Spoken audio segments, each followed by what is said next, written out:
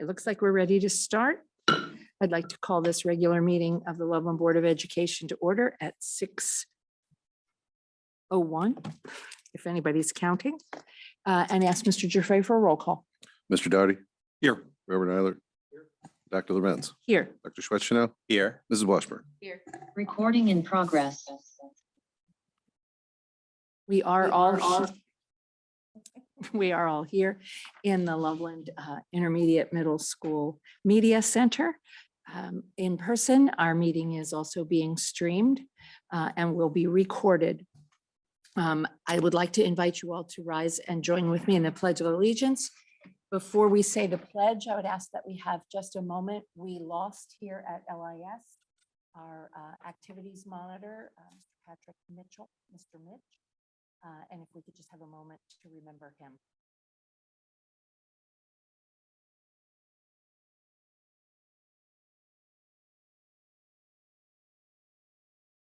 Now. I pledge allegiance to the flag of the United States of America, and to the republic for which it stands, one nation, under God, indivisible, with liberty and justice for all.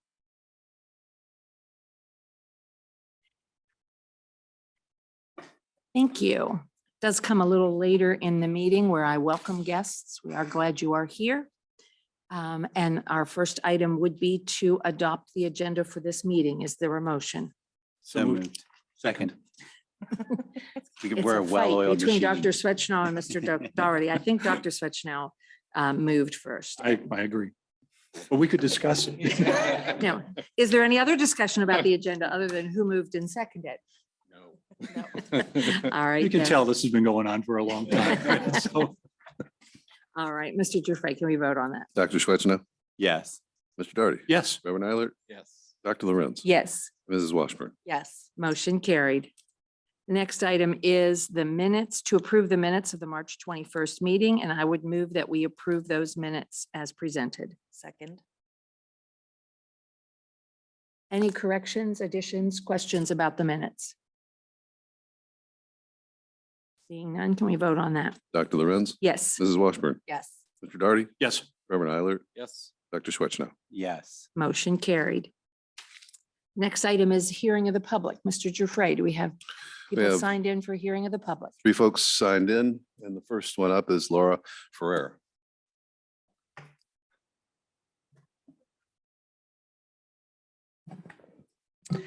Hi, good evening, ladies and gentlemen, board members. My name is Laura Ferrer, and I've been a Loveland resident for 12 years, and I have 2 children in the district, and one child who went through the district and then has recently is now at a different high school here in Cincinnati. I'm asking for support of this upcoming levy on Tuesday, May 2nd. It's beyond necessary for the success and much needed continued support for our students. Success for students post-pandemic looks much different than the success when we tried to get that first levy passed and on the ballot and passed. Times have definitely changed. The needs have changed, but they've also been magnified. And our need for passing this particular levy right now on May 2nd is more than urgent. Yes, we still need more resources for the classrooms, for the teachers, most especially for all children, both human resources and monetary resources that are quickly proving to dissipate with each failed levy. The time is now. We need each and every parent who is committed to their child's education here in Loveland City Schools to get out and vote on Tuesday, May 2nd.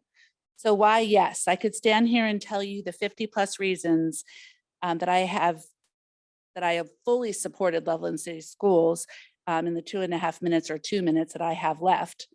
But again, every child will suffer on different levels if we cannot muster up enough support in all counties here in Loveland, especially Hamilton County, because that is where we fell short on November in 2022.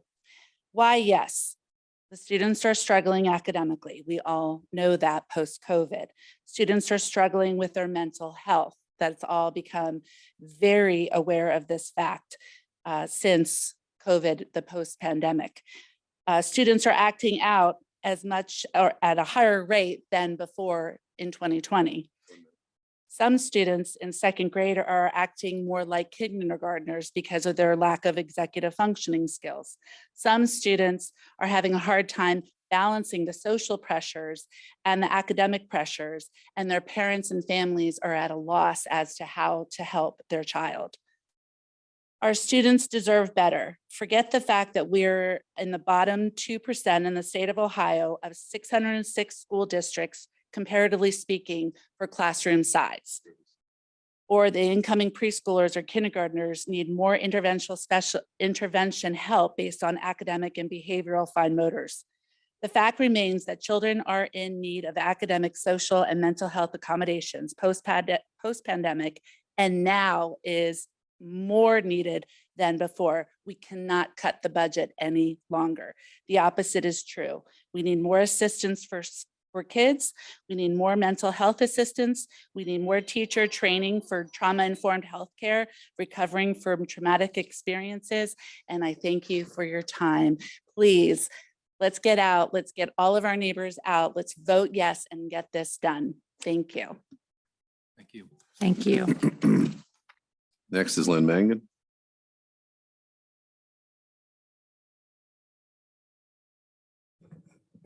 Hello, everybody. My name is Lynn Mangan. Our family has been Loveland residents for 27 years. And for the last 21 years, we've had one or more of our 4 sons in Loveland schools. And I'm here to chat about why the time is now to vote yes for our upcoming levy on May 2nd. Last week, I was asked to attend a Mother of Preschoolers event as a mom who has worked full time and as an old mom, not necessarily a title I liked, but it is what it is.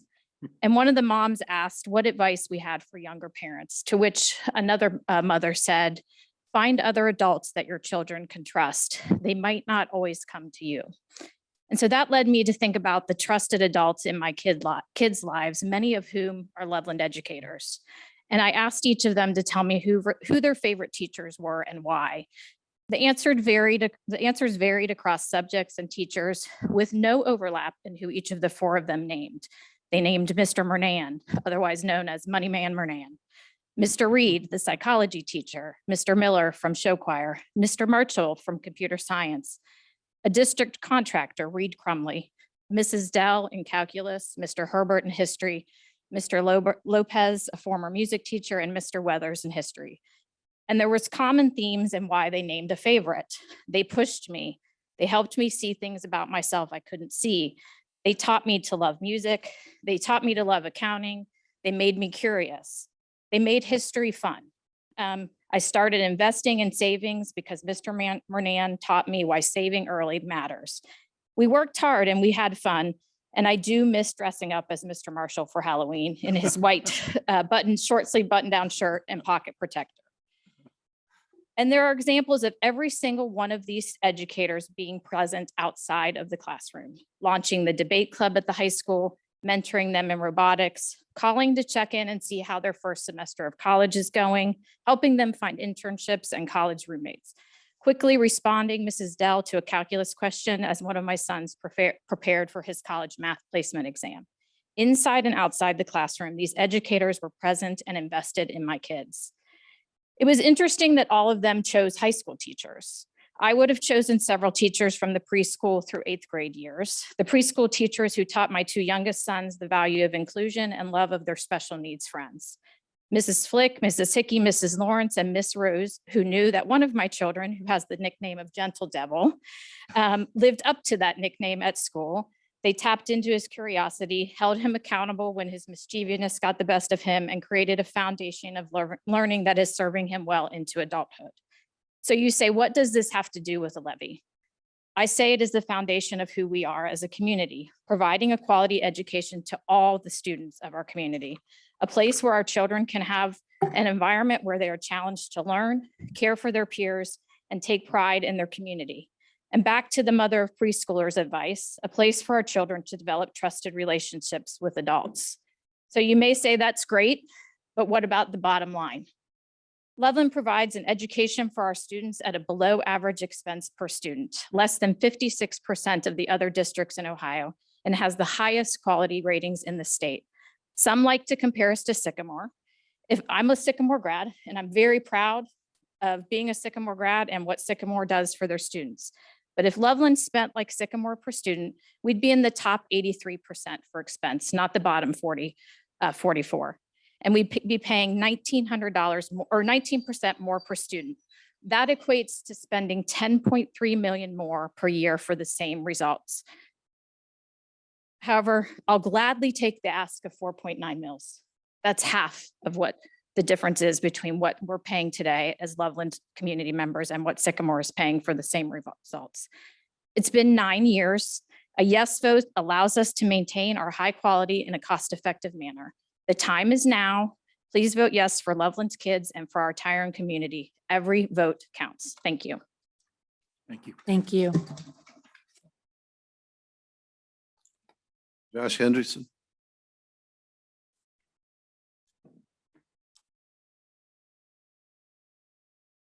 I'm Josh Henderson. I'll start where I always start, by thanking all of you for serving this community. You don't get enough thanks for what you do, so I just want to say it one more time. I want to extend those thanks to the teachers of this community as well. My son's a 4th grader. He has Mrs. Glover and Mr. Craig, and nearly every day he comes home and amazes me with the new things he's learned, the values they've instilled in him. They're wonderful. Our teachers in this community are wonderful. They're fantastic. You all deserve so many thanks and so much appreciation. You don't hear it enough. So we thank you. If you're like me, you have someone that you remember. I remember Mrs. Hall, Mr. Geesting, Mr. Kennett. They're my high school teachers who instilled in me values that have stuck with me to this day. They taught me how to learn, how to read, how to investigate, skills that I use in my daily job to this day.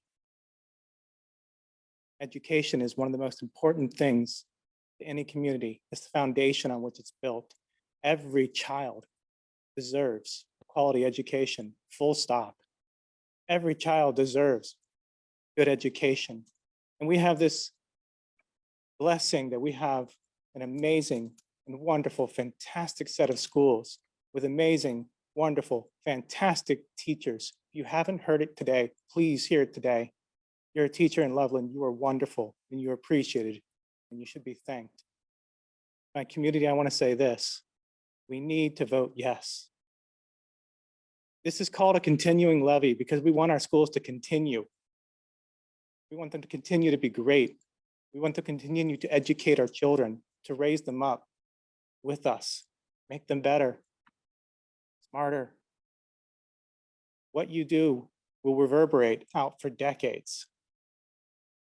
Someday they'll be talking about their Mrs. Hall, their Mr. Geesting, their Mrs. Glover, their Mr. Craig.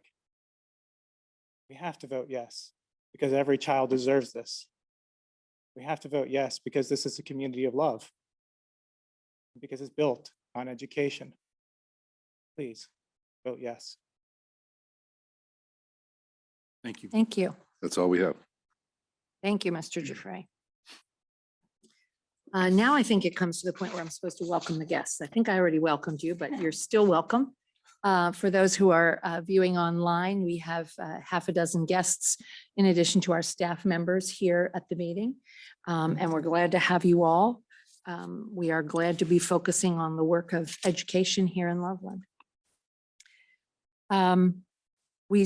Next on our agenda, you will see administrator reports. As always, these reports have been provided to the board members so that they have the information they need to prepare for the resolutions of the meeting. I will also note that there's also information about the different buildings and what's going on.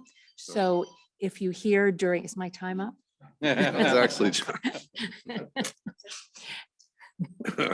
If you hear during the meeting some things that we get for reports, you can refer back to those reports for information. So unless there are any questions, I will go ahead with the next item on the agenda, which is the board president report. As usual, I want to report to you that we've had a few communications since our last meeting, a very small number, actually. We've had a couple of questions about possible cuts if the levy does not pass, mainly concerning what might happen with busing. We've had an email communication that gave us possible strategies for information to share with the public. We've had a records request that came through that I believe was handled through the treasurer's office. So that's been taken care of. I would suggest that the communications that we're receiving as board members have been measured, have been informative, have been asking legitimate questions. I would submit that you can find information on the Loveland Schools website, but you are welcome to contact anyone in the district, the superintendent, the treasurer, if there's further information that you need prior to May 2nd. I recognize, although I don't follow and do not engage in much social media conversation, but I recognize that there is contentious conversation out there. And I think that it's unfortunate for us that conversation about public education and about Loveland schools would be contentious. It is never the intent of a Board of Education to put a community in any situation except to let them know the needs of the district. And that is what is happening with May 2nd. And so I would just encourage anyone who is listening to make sure that you make your choice and vote either before May 2nd in person at a Board of Elections, by sending in an absentee or a by mail ballot, or by voting at your voting place on May 2nd. Please make sure that your choice is heard in our election. I had two other announcements that I'd like to make. One would seem to have not much to do with the Loveland schools, but I think it has to do with the kind of community that we have. I was able to attend a graduation at Change Court with Judge Heather Russell and her Change Court. And that's in the Hamilton County Common Pleas Court. Heather Russell has a special kind of court where young women are able to make changes and change the course of their life. They may have judicial issues that they need to deal with. And in this court session, they are able to take steps and turn their lives around. And the graduation that was in that courtroom was truly inspiring. These young women are starting on wonderful lives. So I just wanted to mention Judge Russell and the things that she is doing to help young women in our area. I also want to mention to the board that the Great Oaks Senior Ceremony, which is like a graduation, but all of the students who go to Great Oaks go to Live Oaks from Loveland, graduate in our Loveland High School graduation, but they have a senior ceremony at Live Oaks. That ceremony is on May 24th. It is at 6:30 p.m. It is at the Oasis this time, so it's very convenient. If there are any board members who would like to attend, please let me know and I'll make sure that you have the information you need to get to that graduation. Finally, I wanted to ask the board, there've been a couple of notions raised and that they have to do with meetings. And I'm going to mention them both and then you can think about and discuss these items. We have a meeting scheduled for May 4th. And I know back in January, we did that exactly because May 2nd was an election day. And we said that there was a possibility that we would have an issue on the ballot and we didn't feel that we could have a work session on May 2nd.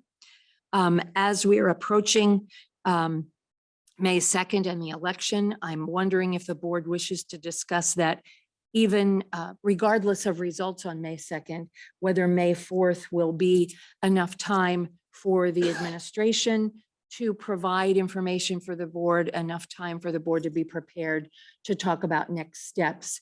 And so I'm wondering about the value of that meeting, whether the board is interested in setting a different date for the work session or simply waiting until our regular May meeting to handle items that would come up. So that's one, the meeting on May 4th. The other is that there has been a suggestion that we try to have an additional town hall prior to May 2nd to consider offering even more information to our community. So those are the two meeting dates that are up for discussion, and I would ask the board to entertain discussion about that.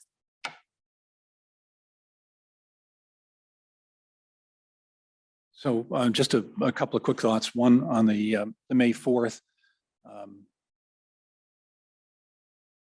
I think if we have a negative outcome on the 2nd, I would personally like us to get together as quickly as possible thereafter to start to talk through what the future needs to look like. I think there's going to be a lot of sorting out that we might have to do. And unfortunately, we just can't do that unless we're in a meeting together. So I'd be a fan of keeping the 4th on there. I suppose we could talk about the fact if the levy passes on the 2nd, I don't feel the urgency of that meeting on the 4th. So I don't know if we have enough time to cancel it if we had a mind to, but that's my thoughts on that one. On the town hall meeting, I think we figured out how to do town halls. It's not very complicated. We've got the format, we've got the process for it. And I do think that given the importance of this election, giving the community every opportunity we possibly can give them to interact on the subject would be beneficial. So it's not a lot of time to set one up. But then again, I think we just need to make the decision to have it because the details of it is just really communicating it at this point. Those are my thoughts.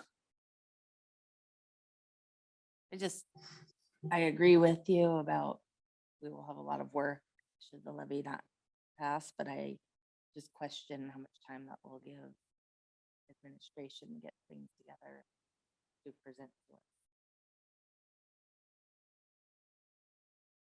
I'm in mind with Kevin. I think even if the administration doesn't have a lot together yet, we know the framework of what we're looking at, and to be able to begin the discussion. I mean, it doesn't have to be a 3-hour meeting either, but to at least have that initial conversation to think about what course we begin to think about charting moving forward. I think would be wise. And obviously there's going to need to be a lot more information analysis done. We'll not have that situation. I do worry about just the time, because it really is like essentially a week from now, right? Is when we'd be talking about for a town hall. Certainly do it. I just don't know the efficacy of that. Giving 5 or 6 days notice, and I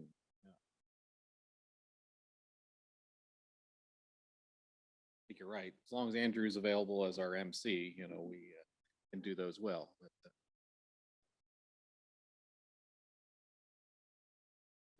I don't have any problem with putting off the meeting until a regularly scheduled May 16th meeting. I'm not sure that there needs to be any rush to judgment, 2 days after hearing the result of the levy. I don't know what other business we have in front of us for May 4th and how much canceling that puts on a lot on May 16th. But I'd be more in favor of waiting to have a little bit better discussion on May 16th than rushing into something that we really aren't going to be able to talk about very much on May 4th. As long as we don't have other business that's going to back up May 16th and keep us here past doggy bedtime. Regarding an additional town hall, like I don't know where that came from. My take is I am more than happy to participate. That's an easy thing for me to do. I'm not sure how beneficial or not beneficial it would be. So I'm a neutral mindset on that. Maybe we could talk a little bit about how, if we were to have another town hall, how it would be advertised, because I'm also not opposed to having one.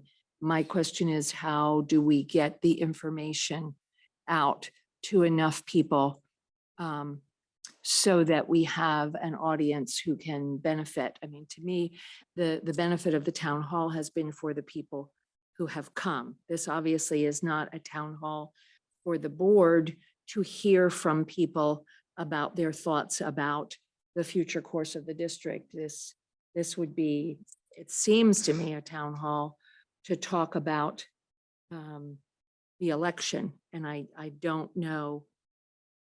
I don't have good ideas about how to attract people who want to come to talk about the election. I'm just looking at the calendar. Obviously, we've got 2 Tuesdays in front of us. So if we made a decision to do it, we'd have to, I think, make the communication almost in the next day or two. You know, just thinking about the way people's schedules might be, maybe next Tuesday would be something that people could expect. You know, a Tuesday wouldn't be an unusual timeframe. And I think it's a matter of saying to the public the same way that we communicated to the public on the previous 2 town halls. We're going to have this. If you're undecided and you want to have some more dialogue about this levy, this is an opportunity to have a frank interchange. And that would really be the purpose of it in my mind. I guess I'm still confused though about exactly where this is coming from. I mean, there was more discussion previously, I know, when we had the previous town halls kind of out in the public. I haven't heard anything of anyone saying, hey, we really think it'd be great to, clearly someone has. Yeah, let me admit to I think I was the first one, right? So let me admit to being the source of this. I was thinking the other day, and I'm always thinking about how do we connect with the community? How do we get the messaging squared away with folks? How do we get facts out there? Because we're all wondering about who's going to show up at the polls and how well informed they're going to be. The thought just came to me that, you know, there's not a lot of time for sure, but maybe it's worth trying to put one more on before everybody goes to the polls. So I'm guilty. And I haven't talked to anybody else, but I just suggested it through Mike, actually. That's the long and the short of it. I'm definitely, I think moving forward too, we talked about doing more town halls on other things too. Like I think we're going to hear some about the strategic plan, where we are with that. I think that's worthy of a town hall in the next few months here to get everyone together again, get us refocused on education that's happening in the district, what we're doing, what the priorities are. And we want to try and have one more on this. Okay. But I'm more concerned about the others. Perhaps we could discuss a little, if we had one on April 25th, you would be envisioning the same format as before? I would personally, because that's what we've done recently. That's what people would expect. And we don't have to invent anything new to put that together. I think it's simpler to do it. So you would suggest that there would be a meeting, and I'm looking at Andrew, if he would be our leader, our facilitator, and simply be taking questions from the audience. So he can nod at a certain point, whether he's available or not. I would expect that you were thinking that the superintendent would be present. Not sure if you were thinking that the treasurer would be present, and then 2 board members. Is that what you were thinking the cast of characters would be? I didn't have anything specific in mind as far as which 2 board members, Right. but I think the format works. I think administration is you know, kind of the voice of record, if you will, voice of the facts, and the board always has perspective to add to it. So yeah, I would just be kind of keeping it the same as what we've done twice now, because I do think that both of those worked okay. And we would also need our faithful recorder. Now I'm looking back in that direction, just to make sure that I'm getting nods from that timing. So I'm not, if everybody does think it's a good idea, I mean, my feelings aren't going to be hurt about it. If we think it's a good idea, I think we should do it. I think it's a good idea, but I'm perfectly fine being alone in that and not doing it. Shouldn't offer us that kind of thing. Well, it certainly can't hurt to give people another opportunity to right. come out. and get I'm more not information if positive they of would. the turnout, but it doesn't hurt. I do think if we decide that we're going to do it, we should designate this evening who should be at the meeting. I'm looking at the one board member who hasn't had the opportunity to be at one. Am I correct? You been at one? I have not. Notice I said the opportunity. no. I know, like, it's soccer season. So I guess I would just ask if Spring you would soccer. be available, and I'm not assigning anything. I'm not in charge of assigning. What time are we thinking? It was 6, wasn't it, when we did it before?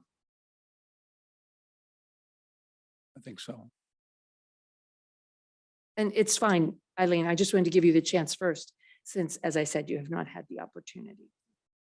I am I would available not- if we want and would be willing to do it as well. So I'm not opposed to doing it. Obviously, I would love to participate. I can't commit to it without speaking to others in my house who drive, but I know also have commitments that night. You do also have commitments that night. Well, my kids do. Yeah, so, yeah. And my husband, works an hour away. I guess my suggestion would be, since Mr. Doherty proffered the offer, we would put him down as a yes, and perhaps put Mrs. Washburn as the second with a backup for her. And I heard Dr. Swetchnow say he was. Aha, I see over here, they're going like this. I love the passion, I Doc. would be happy to participate. I could have sworn I heard that in this ear. I am available next. Okay, so is that satisfactory to the group that we'll try to get this organized for next Tuesday? could I just ask before we make a decision to ask Mr. Broadwater's perspective on it? I don't know. I would probably be a little wishy-washy on it in terms of the effectiveness and it all comes down to who attends, right? And who participates and people have to be willing to participate.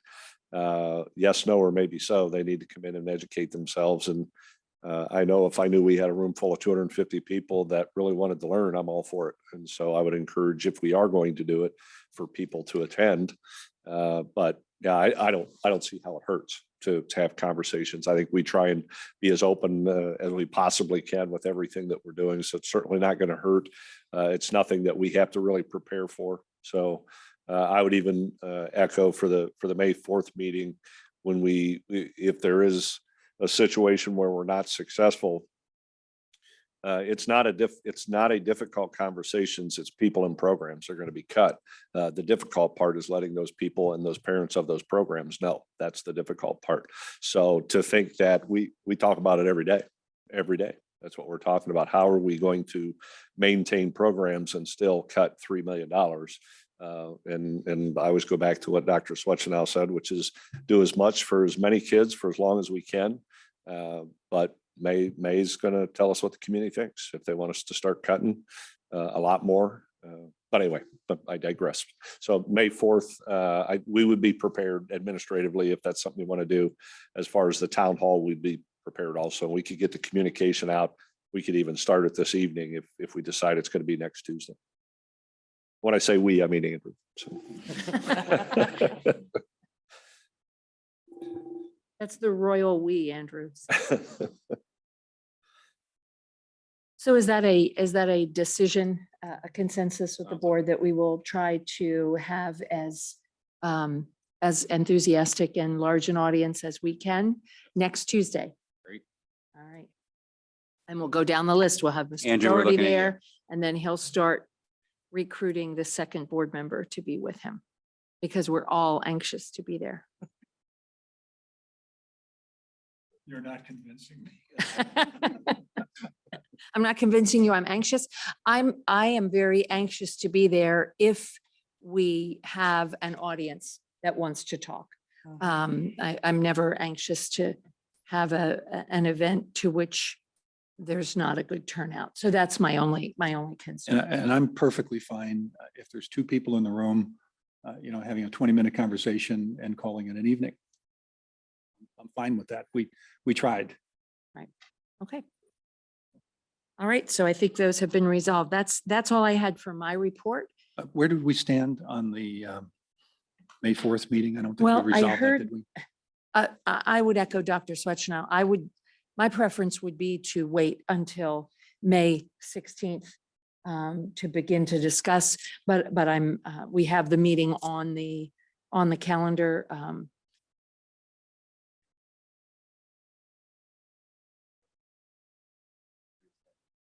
So let me offer an alternative, to even what I was saying before on this. If we fail on the second, to me, time matters.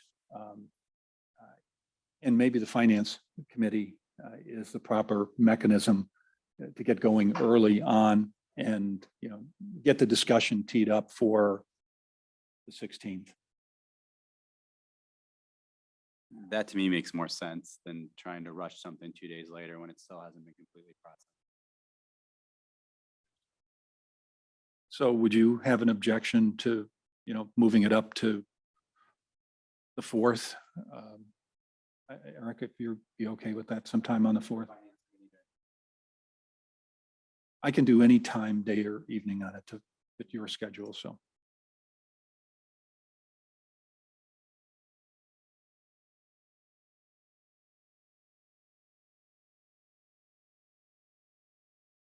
$1:30? So is that then a suggestion that instead of the May 4th work session for the entire board, there be a finance committee set for May 4th? Mhm. We can still wait till the 2nd to take it off, but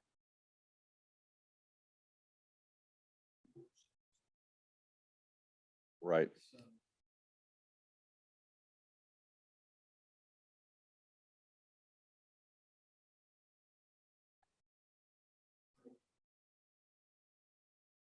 Right. How late do you think that will? So That works. 2 o'clock would be okay. all right. Does that work for you guys if we do two? My only concern about not meeting as a board then is that summer is going to evaporate quickly. We only have a few meetings and with all of our Mhm. travel plans, we were squeezing those in. Obviously, I'm the worst culprit of that this summer, but that's my only concern about that is I think ahead, given all the decisions that need to be made. Are you Do good in, work in the finance committee. are you in the meeting on the 16th? Yes. Because I would just look at the finance committee as, Yeah. Prepping Yeah. stuff for discussion at the. I would venture to say that if we are not successful, we will be adding quite a few work sessions to go through what this means. I'll need direction from the board in terms of the direction. So I could imagine we would have to add some work sessions because there's going to be some difficult decisions coming up. So did we just push it to 2 o'clock? Did I hear? I'll send the invitation. Okay.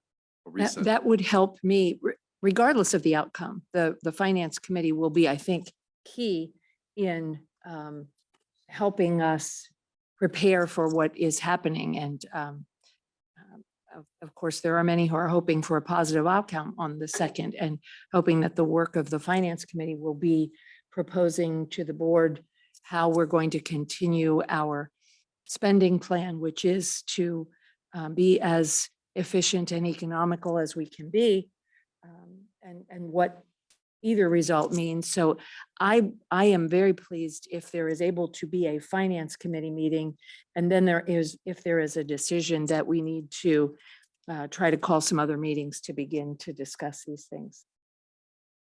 Just to clarify, will you still meet regardless of the outcome then as finance committee? Yeah. Yes.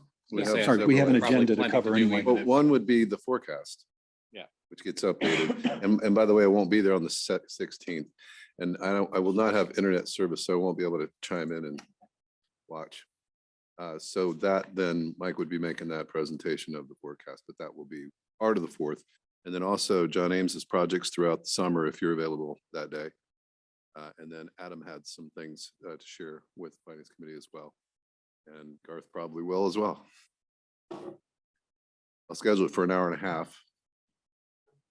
Mr. Giuffre, you said you will not be available on the 16th. Are you do you happen to be available the Tuesday before, the 9th? Yes.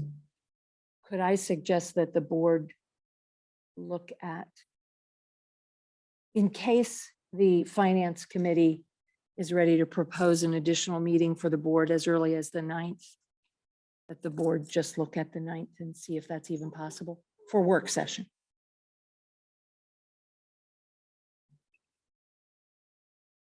I can as well. You can. I can. Eric? Okay, so I'm not suggesting we set a meeting. I was just checking while everyone was here, as opposed to just having the finance committee meeting, finance committee meet and say, well, when can we get together? That might be a possible if it's needed. I'm sorry, Rob, you said you were here on the 9th, right? Yes. All right. That's all that I had for my report. Are there other board member reports? Yes. Yes. Yes? Who's on first? I'm happy to go first if that's okay. All right. Mr. Doherty. All right, thank you. Evening, everybody officially. If my count is right, I've done 6 talks now about the levy since last year. I hope there's been something additive in each of them. I have one more tonight. I hope this is the last one I ever do, but we'll see. So let me get into it. 2 weeks from now, Tuesday, May 2nd, Loveland will be of 3 camps. 1 voting in favor of the school levy, 1 against it, and the 3rd not voting. If you're in the first 2 groups, what I have to say tonight may either solidify or weaken your resolve in one direction or the other. I don't know. If you're in the last group, I'll urge you not to be. You have choices, and this is a very important time to stand up and make one. The ramifications of the wrong choice may be profound, and you need to have a say in it. The true voice of Loveland has to be heard. Don't be a bystander. At our last meeting, we had a retired community member forcefully say no one spoke for her. She was more than capable and demonstrated it with conviction that she would both think and speak for herself. I'm encouraged that the true Loveland is thoughtful. I think it has a heart. I think it understands that we all sacrifice something to make the idea of a community work. There are all kinds of things that we pay for, but may never directly benefit from. To me, they are reminders that living in a community is sometimes about things bigger than us. Many of us voted against the November 2019 levy. Fewer, but still a substantial majority, voted against the March 2020 levy.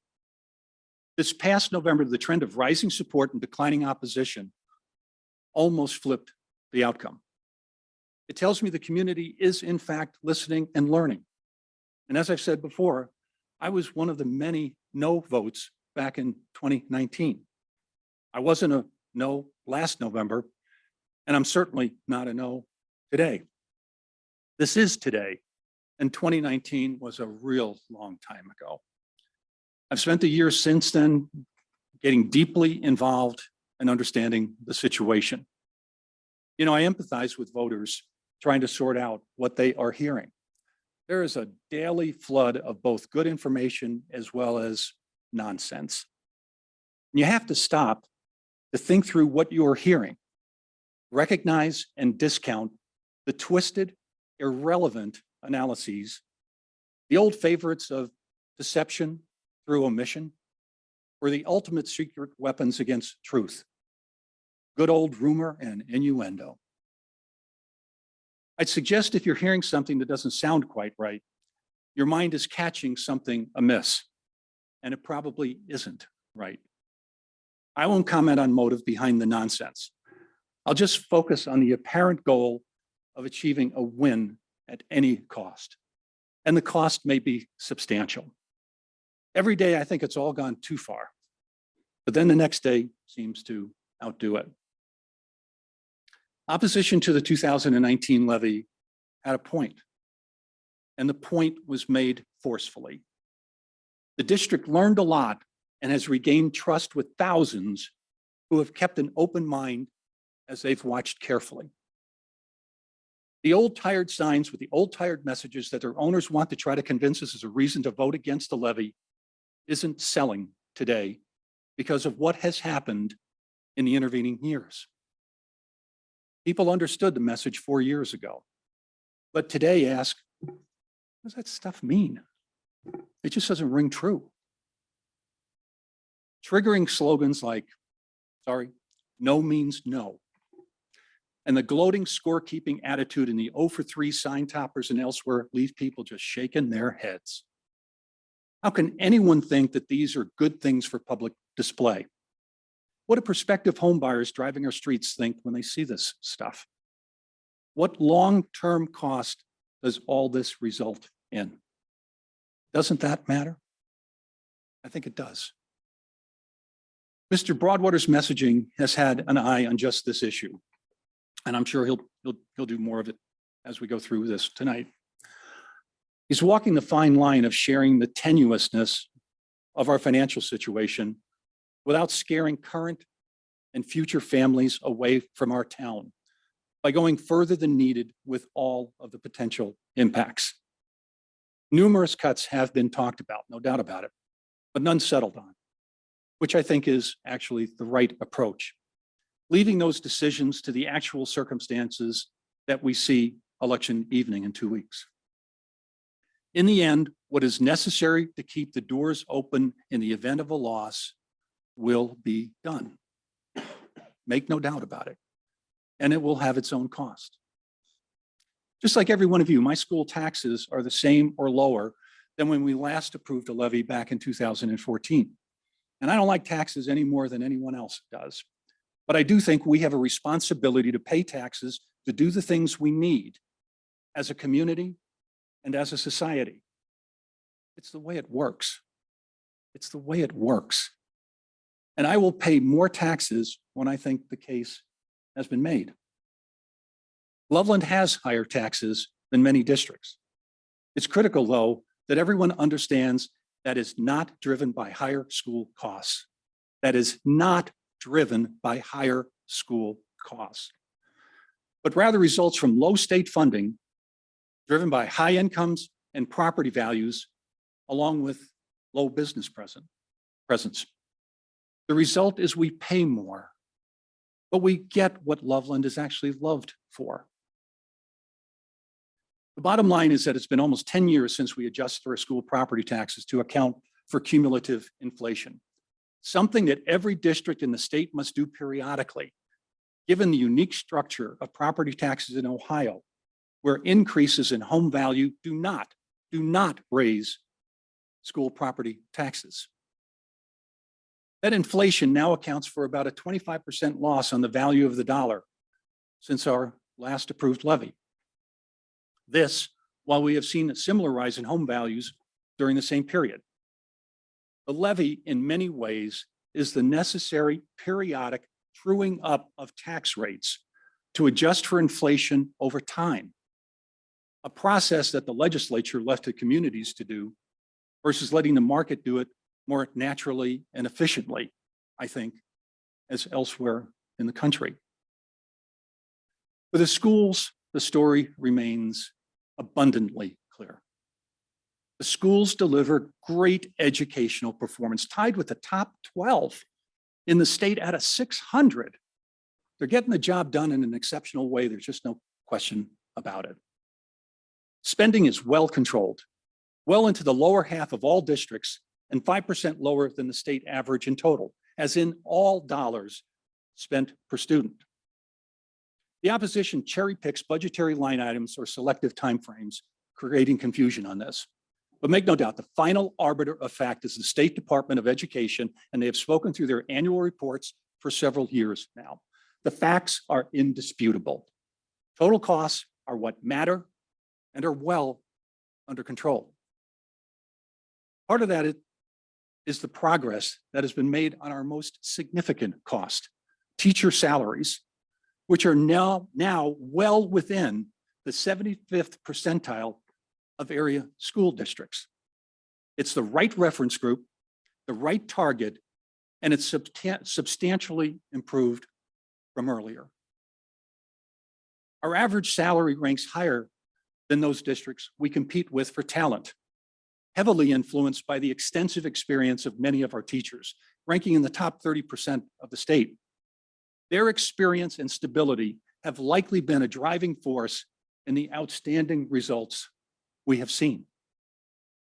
The administration's approach has been to carefully seek a new balance in the workforce as our teachers retire, replacing those that are needed with less experienced but highly sought after new talent, more so than we've done in the past. Again, the progress is real as our average salary across all teachers is lower than a year ago. Progress is documentable and it's undeniable. I'm sorry to say the opposition vilifies teachers and others in their quest to win. Their attack on an entire group of people is just not right and should stop. It should stop. I was delighted to see an opposition post the other day. I was really delighted to see this. Noting the degree of commitment and work of our early childhood teachers. Fair-minded people and fair-minded perspectives are sorely needed in times of controversy as we are in these days. You hear the opposition talk about student counts being down. I was looking at sign toppers on the way over here tonight. Enrollment down. They neglect to share that staffing has followed suit and is proportionately lower as well. We now have one of the largest average class sizes in the state. I'm not sure that's anything to be proud of, frankly, but it's where we are at. And it certainly contributes to the strong financial rankings that the district has been delivering. Cash reserves are now projected to be exhausted over the next 3 years as inflation is driving our costs to exceed revenue. As I've pointed out several times in here, the real life problems show up before the year-ending cash balances get critical, as cash rises and falls unevenly during the year, just like our home checking accounts do during the month. This is really not that hard to understand. When expenses begin to exceed revenue, as we are seeing this year, cash erodes at an alarming pace. Those cash balances are critical to stable operations and have significant ramifications on local control of our district into the future. The levy approved to be on the ballot on Tuesday the 2nd is modest and of a very common type. There are limited options allowed by state law, and the other types have their own disadvantages. There is no evidence that one would guarantee a different result at the polls than another. So I am supportive of the levy, as I think the need is real. The school's performance and contribution to our community has been outstanding. The impact of inflation on the school's operations will have dramatic and negative impacts on our kids' educational experience and ultimately the desirability of Loveland as a community over time. The timing is never good. And the situation, unfortunately, is getting critical. If this isn't a good time for a levy, one might be a better one. I started by saying there will be 3 groups in our town on May 2nd, but I'll close by grouping them a different way. I was struck by the leadership of some of our kids in the Leukemia and Lymphoma Society fundraiser earlier this year. These high school students encouraged Loveland to contribute over $200,000 to this very important cause. Loveland dug deep and delivered. These kids, products of the school system and their families, made it happen. So just like when the community was asked, it delivered. I think one of the groups will dig deep, have the heart I believe is part of the Loveland character, and vote to help to provide the financial support critical to delivering the educational experience that these leaders of tomorrow had. The second group will just be overwhelmed by their personal financial situation and will have said no. To them, I say, is when all this started last year, prayers that you and your family find your way through these difficulties and that better days are ahead for you. I don't want to see anyone in the third group, but realize that some will be there for whatever sets of reasons they may have. I can only hope we collectively make the right decisions, and there is more coming together in the months beyond for all of us. I believe Loveland will be known as the deeply caring and generous community our family moved to many years ago. But please make sure you vote, and please listen to the urgency of this and ask those around you to do likewise. That's all. Thank you. Thanks, Kevin. Jonathan, did you say you had something I as well? do. Does anyone else want to go next or?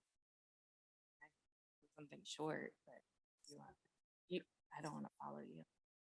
Go then. And go. So I like to keep things short and sweet. As I've said before in the past, we're all well aware by this point that state funding for education is not adequate to meet districts' needs. So that leaves it up to the individual districts to raise money. So just as Dr. Lorenz said earlier, you need to let your voice be heard on May 2nd and get out there and vote. For those of us who have children and grandchildren enrolled in the school district, it's easy for us to observe firsthand the positive impact this levy will have on their learning environment and quality of education that we'll be able to maintain. We get to see daily the phenomenal job that our teachers and staff do of taking care of each and every child. For those of you that don't have a direct connection to the school district, I ask you to consider this. These kids are our future, and it's in everyone's best interest to invest in their success. Good schools and a good education, we know, benefits everyone. One of these kids could be the oncologist that cures your cancer someday, or an environmental scientist that finds a way to save our planet. We all know that education for our youth is an investment, and it's our duty to give back to society. The other day I had my daughter in the car and I was taking her and a few of her friends to the mall. And, I'm just being that mom staring out the front window, pretending not to listen, but you always hear what's going on. And it was a sad conversation. And I couldn't believe that there were little kids in the back talking about this, but one said, "Can you believe all of the no signs around Loveland?" It's really sad. It's really upsetting. We drive by them all the time, and I can't believe that there are all these no signs and that people don't want to support the schools. And another girl said, "Yeah, if it doesn't pass, my parents said that we're moving to a different district. Are you guys moving?" To which my daughter then acknowledged me in the front seat for the first time all day and said, "Mom, are we moving if the levy fails?" And I said, "Well, no," but I just thought this whole conversation amongst sixth grade girls was interesting and sad that they had to even think about that and that they were talking about that. And the girl who said that her family said they're moving if it fails was visibly upset, as she should be. Her friends are here, her community is here, she has the support here. So again, everybody needs to ask questions, get informed. Don't believe everything you read or hear. Get on the website to get information. Call Mr. Broadwater. You can call any one of us. Sorry, guys, I'm offering that up. There are plenty of people that you can ask to get the correct and accurate information. Most important thing is to get out there and vote on May 2nd. Thanks, Eileen. Well, thanks to Kevin and Eileen for their comments. Thanks, Kevin, for that thorough analysis again of the pertinent issues and the stakes involved in this upcoming initiative on the second. I hope that voters pay attention to his framing along with the information that the districts provided on the website that I think paint an accurate picture of the situation and why we voted unanimously as a board to place this issue on the ballot. There is a lot of noise out there and a lot of misleading information and half-truths trying to make a case for why some shouldn't support this levy.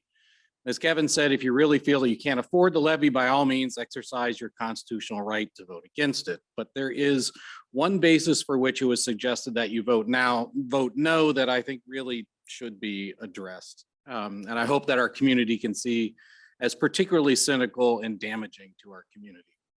One flyer that I saw encouraged residents to vote no because the system of school funding was deemed unconstitutional. So we shouldn't support an unconstitutional system, it said. Indeed, the system was ruled unconstitutional in 1991 in a suit that made the case, I think rightly so, that the system produced, and I quote, unequal, inefficient, and inadequate results. And our legislature recently attempted to address the issue of inequality with the new system that does address some of the issues of equality relative to income disparities between districts. However, many of us feel they did not go far enough in their analysis of local economies to include commercial tax income that leaves communities like Loveland in a difficult position. And we will continue to lobby our representatives for a better formula. Our superintendent has been doing that regularly.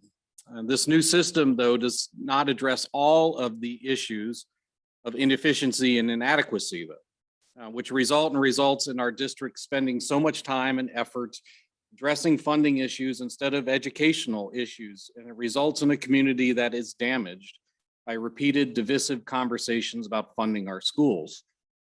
We should all be concerned about this, but to punish our children in order to do so would be a tragic and misguided approach, to say the least. Do you have a way of addressing this issue through your voting? Absolutely, but it has nothing to do with the May 2nd levy. It has everything to do with demanding action from your state legislators and only voting for those representatives that will have the courage to actually fix all of the issues deemed unconstitutional. We should never punish our children for what grown-ups can't accomplish. They deserve better. And we are called to be better and wiser than this. This levy was determined by this board to be as minimal as possible to maintain our schools as they currently are and the excellence that we've been able to achieve. And I hope that our community can see past misleading and cynical statements and prioritize providing kids with the education they deserve when making their decision on this. Thank you. You're good? All right, I want to thank everybody. I want to thank those who spoke during public participation. Thank all of my colleagues for their statements. I would simply like at the end of this report to restate that by consensus, this board has determined that next Tuesday evening here in this very room, there will be an opportunity for the public to come together in a town hall meeting, 6 p.m. April 25th here. And I would encourage anyone who is listening this evening or anyone who listens to the tape of this meeting, if you have questions, if you want to discuss the May 2nd levy, please take the opportunity to come and discuss those issues and come and talk with someone next Tuesday evening. All right, we then move on to our student representative report. And we just have one here this evening, but she's going to handle the job for everyone. Kayla.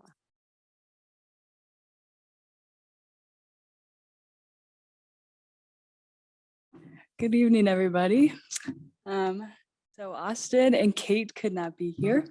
Austin has a tennis match and Kate is at a track meet. So Mikhail, is your microphone on, just to make sure? yes, it's Okay, She's good. just tall. So. I'll move this. Okay. So I will be doing all three reports. So I'll be doing pre-K through fourth, LMS, LIS, and then LHS. So I'll start with the pre-K through fourth. Some ongoing building and department projects. This is for pre-K through fourth. State testing season is in full swing, and it's our third and fourth graders will take the Ohio State tests in reading and math throughout the month of April. And both grade levels have 2 days of testing for both reading and math. And also something exciting kind of towards the end of the school year, they are planning for the 2023-2024 school year. So this is talking about spring transition conferences with preschool parents and families. And this will be going on through the months of April and May. Moving on to some staff and student accomplishments. The LEPTA has donated funds to LECC, LPS, and LES to support building initiatives and annual field trips. So for the first graders, they'll be taking a field trip to Parky's Farm. For second graders, they'll be going to the zoo. For third graders, they will be going to Governor Bev. And for fourth graders, they will be going to Fort H.it. So just like to take a moment to shout out to the LEPTA. So for LECC, kindergarten field trips to Green Acres have started April 10th. So also another shout out to the LEPTA. All right, so some upcoming fun events for these buildings. So on April 20th and the 21st, the LPS Terrific Tiger celebrations will be happening, which is a huge accomplishment for all the students to kind of be recognized for their awesome work. April 28th is LPS Career Day. It's a really cool opportunity for all the students to see kind of what the grown-ups do. And like I said, some field trips will be going on kind of the beginning of the May 1st through May 5th. All right. And then moving to LIS, LMS. I mentioned this last time, Project Adam is happening. They recently went through a Project Adam drill, which this is basically to make sure they are a heart-safe school. So if in an event of a cardiac arrest, they will know what to do. So they had a drill. Students and staff did an amazing job. So I'd just like to shout them out. Also, the week before spring break was marked as Hope Week. So that both went on at LMS, LIS, and the high school. So this is kind of just a week to recognize mental health and kind of break the stigma around it. So lots of fun activities. There was a petting zoo, some therapy dogs, fun animal events. Career Day was also at LMS. So this was for 7th grade students. So on Wednesday, May 17th, they kind of got an opportunity to come down and see all the different options and what they can look forward to when they grow up. So another thing that was cool is the Hoops for Heart, which is to raise money for the American Heart Association. So this was mainly at LIS. A kind of shout out to Mrs. Orsinelli for organizing the fundraiser and some of the LHS basketball players who came down to help with the fund. So thank you for all the families and students who raised money for this awesome event. Another thing, some student and staff accomplishments. So show choir grand champions. A big congratulations to LIS and LMS Revelation Show Choir on being named grand champions at the recent Fairfield Crystal Classic. Shout out to Abigail Boyle. So she is actually a published author here at LMS, which is huge. She has published 2 books and are featured in the Loveland Library as a guest speaker. So check that out if you guys have time. Some important dates coming up through this kind of section of schools. May 5th is LMS Interview Day. So a lot of local people who work around the district come down and they actually interview the students. I remember doing that and being very nervous. May 12th is the Kings Island incentive trip. So students make the grades and have good behavior. They're rewarded with a really cool opportunity to go to Kings Island. And then May 16th and May 19th is the 8th grade Washington, DC trip. All right, moving on to the high school. I just first like to thank the Hope Squad and PNC Bank and Cincinnati Reds for celebrating our students. This happened during Hope Week. There was a mural installed actually right outside the auditorium that the students, a part of Hope Squad helped create. It's really cool. Also, end of course exams and AP testing has begun. So I'd like to say thank you to all the staff who helped us prepare. Speaking for myself, I feel very prepared for my AP exams. A little nervous, but prepared. And also shout out to Nurse Katie, who went through all the sophomore students who had to get their ears and eyes checked. And then also, big announcement, there is a school play called Murder on the Orient Express. The high school has worked diligently to put on this play. Seen some sneak peeks since I'm on the news for the high school. Looks really good. So that will be April 19th through April 22nd. So please come out and support. And then lastly, so actually this is happening tomorrow. Some students from the LHS, including Austin Smith here, but they will be going to the middle school kind of to introduce students to student government, student council, and we'll be kicking off election cycle. So please, if you're a parent of an 8th grade student, encourage them to run for office. It's a great opportunity. That is all I have. Thank you very much. Great job. Anybody have any questions? That was it.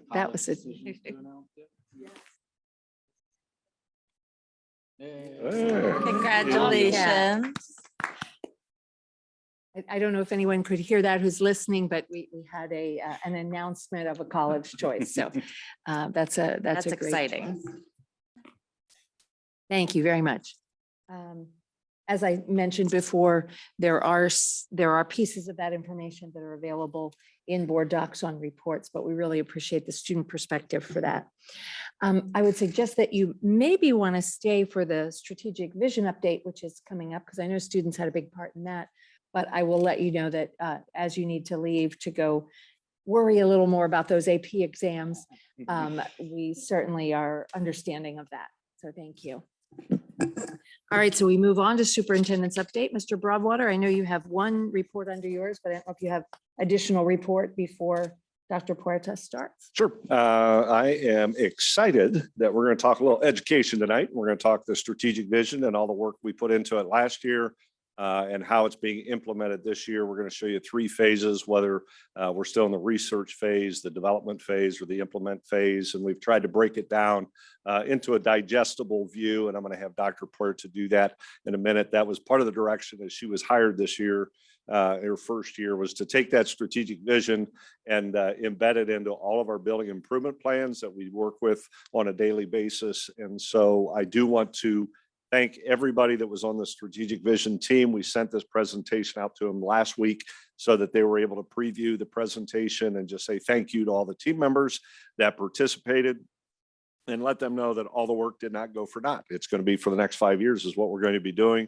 And we're going to be helping the kids and developing our strategic vision so they can do well in Espanol and calculus, right? So I'm excited to do that. The other part that we are going to have is Mr. Setters is going to come up. We have a quality profile.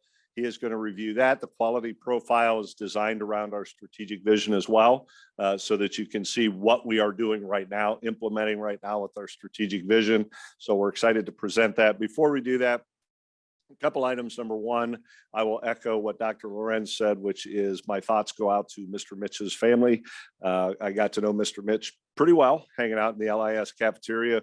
He was a UConn hoops basketball fan, just a good guy. And a great example of it doesn't matter what your role is, it matters what your character is, because the kids love Mr. Mitch. And we're gonna miss him. The other thing that I would like to address is the question that I seem to keep getting is what's going to happen if the levy doesn't pass? And boy, I'm excited to talk about education tonight. But when we talk about the levy, I think it's important for everybody to understand that the kind of the tap dance or the tiptoe that we do is exactly what Mr. Doherty had mentioned, which is we're really trying to run an organization, keep a culture moving in a good direction. We have so many great things going. And I think everybody needs to understand when I say we're at a critical point in Loveland City Schools, we're at a critical point. And I know I hear the word trust all the time. Trust is trusting the fact that we've been doing this for a while. And I think if you look at our financials, you can see we're managing it pretty well. And you can also see that it's been almost a decade since we've had a raise. And so to expect the same without any additional funding due to inflation, it's just not realistic. And I like what Reverend Eilert said, which is, boy, I hope we're not penalizing our kids for adult mistakes. I hope that's not happening. But I think it's important for everybody to understand the 4.9 mils, the responsibility I have as a superintendent, other than just maintaining an awesome culture for our kids and staff, is making sure our community knows where we are and letting them know that we do need additional funding and asking for that additional funding at an appropriate time so that we're not asking for double-digit millage. We're asking for a modest millage of 4.9 so that we can maintain what we're doing. It is a modest ask. If you look at all of the other levies in the area, whether they were passed in November or what's being asked in May, 4.9 is probably one of the lowest, if not the lowest. And that's our responsibility. We know our community is supporting us, so we have to make sure we're utilizing the funds properly. Even if and when the levy passes in May, you may see a reduction in our staff because enrollment, or we can find a better way to do something. We can implement the strategic vision a different way. The passage of this levy doesn't mean, oh, now we get to do all of that. It means we get to keep doing what we're doing for our awesome kids every day. And so when you look at this media center, every media center in Loveland City Schools, we do not have, in the old days, you called him a librarian. We do not have a media center specialist, a licensed media center specialist in any of our schools. Top 12 in the state of Ohio, we don't have that. We don't have it. We don't have a gifted program at the elementary. And so when I hear people say, the question is, well, what are we going to lose? What's the threat? What's the reality? Well, the reality is 2 years ago, before I got here, there were threats made and they became realities. And where are we? We're still sitting here.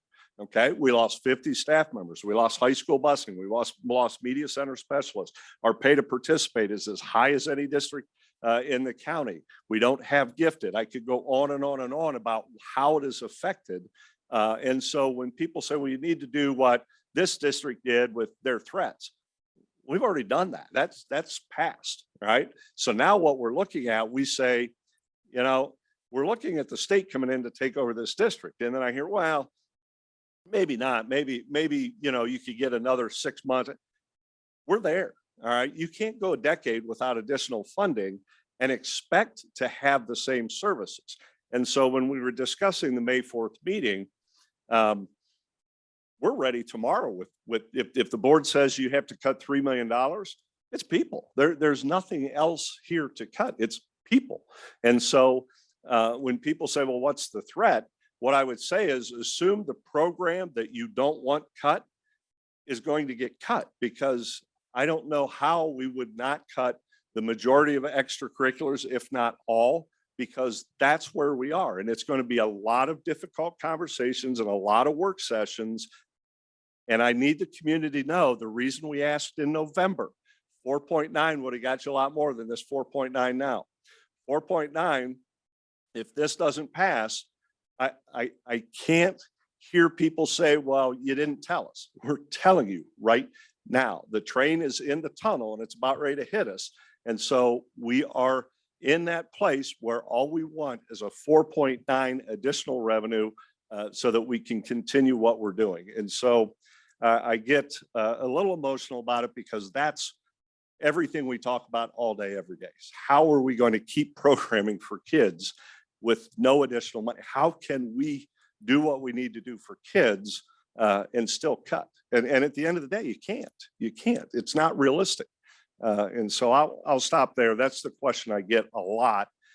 Phase two, I guess I'm not stopping there. Phase two, phase two is you're going to look at all your extracurriculars. The buildings get shut down. What are we going to do with transportation? It's all that stuff outside of the classroom. Phase three is, well, we're going to cut AP Spanish. We're cutting AP Calc.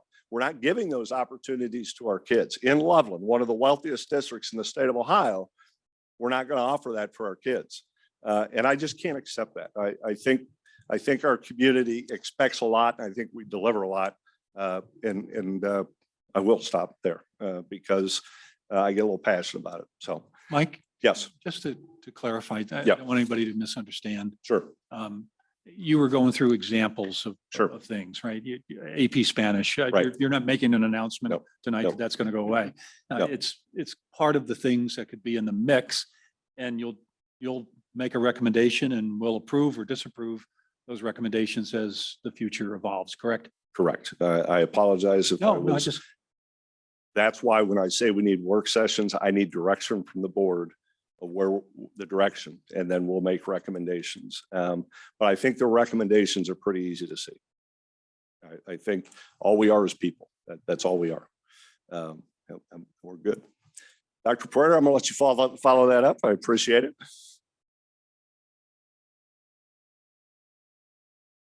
Presentation up here.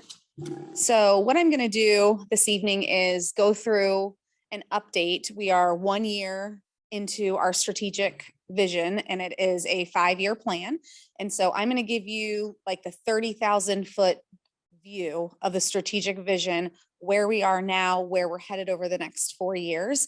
And keep in mind, this is the district strategic vision. Each building has their own as well, with their own action steps. And I will show you a couple of examples at the end, because I'm going to show you some heat maps of where we are as a district, but the building heat maps are going to look a little bit different because each building has some different action steps. So the way the strategic vision is set up, we have 4 goals, and under each of those goals, there are 3 objectives. And then under each objective, there are 3 action steps. And so the first goal is all based around student success. So this is our first overarching goal, where we say Loveland City School District prioritizes individualized learning opportunities in the pursuit of academic excellence to create career-ready, lifelong learners. So then under goal 1, you'll see 3 different objectives, each with some additional action steps. So the first objective under goal 1 is focused on career pathways. And then you can see down below, these are our 3 action steps. And then at the building level, each building has their own action steps under these action steps to help them get to these goals. So the heat map, we have 3 different colors. This particular one, we only have discovery and implementing. There is a research phase as well that you'll see on some of the other heat maps, but you can see that we don't want to accomplish everything in year 1, because we want to spread this out over 5 years, because this is where we want to be in 5 years. So right now, all 3 of these action steps are under the discovery phase for this year, and then 2 of them move into the implementing phase for next year. So these are things that we've been working through this year, but haven't necessarily put into place fully yet. So things like developing a consistent approach to exploring careers and career readiness. So we're moving from a program that we've used in the past called Naviance, which is a 6 through 12 career planning program for students, to a new program called School Links. And so that's why that one is in discovery phase this year. It'll be in implementing next year, and we'll be rolling that out. We actually did a little bit of a pilot this spring, but we didn't feel like it was enough to really call it implementing quite yet. So that one is in discovery. So as we go through this, I'll just highlight a couple on each slide. I'm not going to read everything to you. It is also the downloadable PDF version of this is available on Board Docs as well. So you can see that. So if we'll go to, we're already here, personalized learning. So Loveland City School District will match our teaching and learning strategies to each student's strengths to help them discover their individual potential.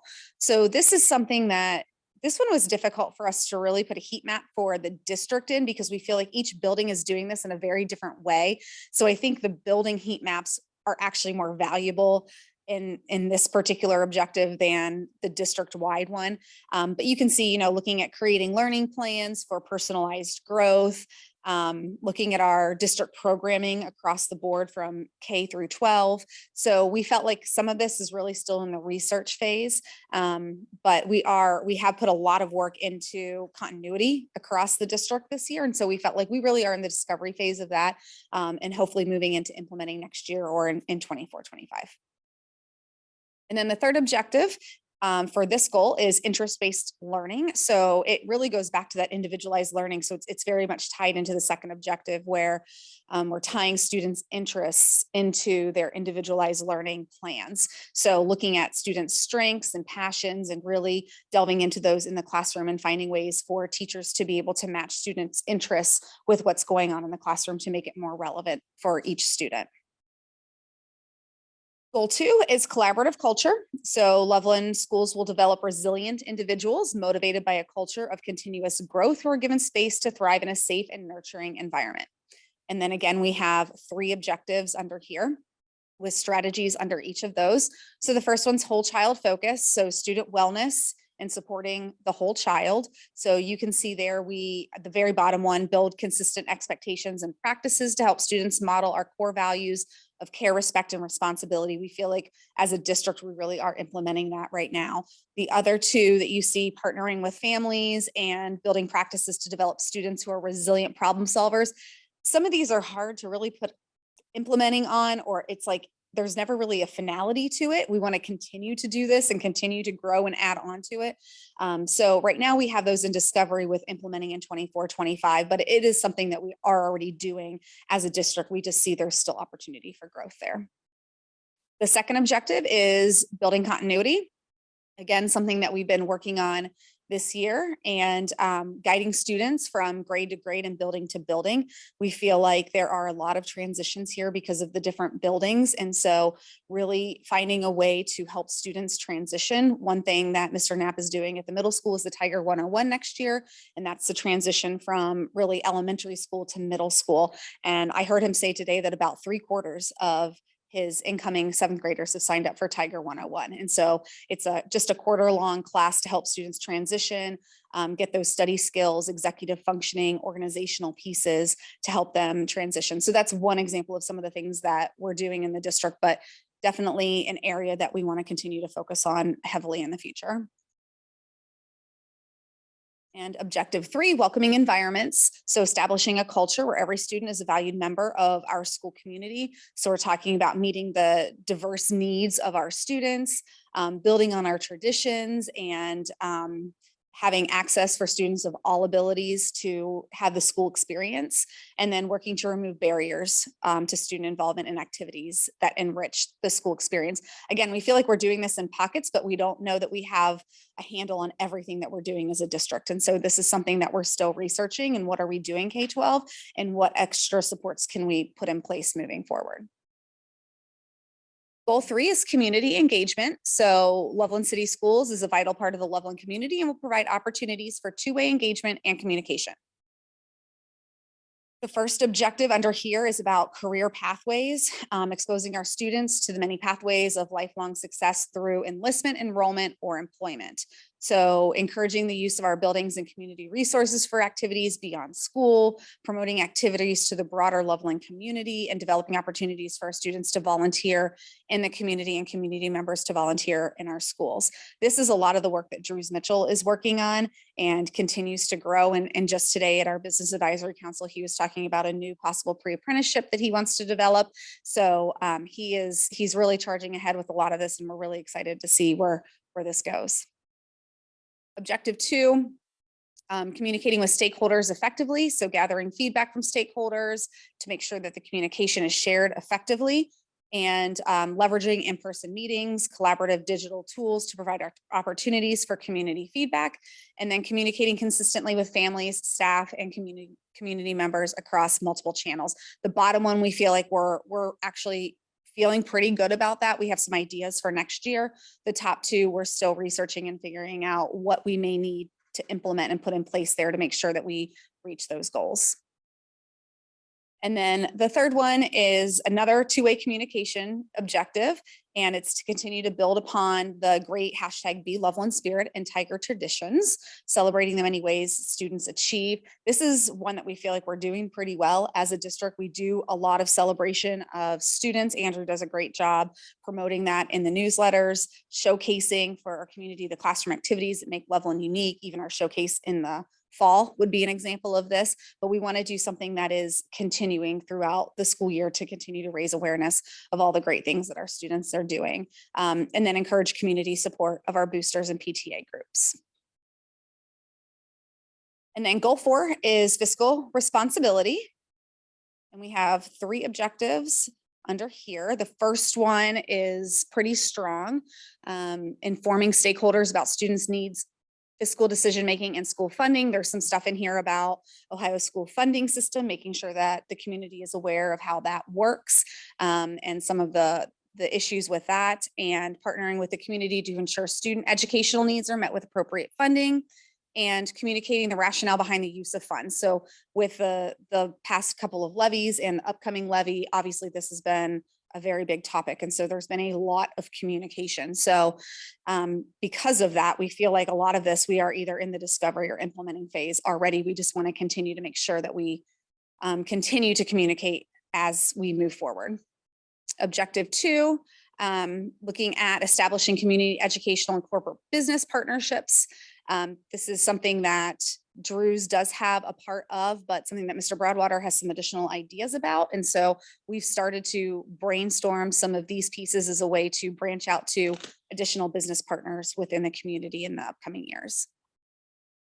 And then finally, objective 3, creating a long-term funding model to ensure ongoing student success. So while we feel like the first objective, we're communicating a lot about the school funding model, the need for funds, how school funding works.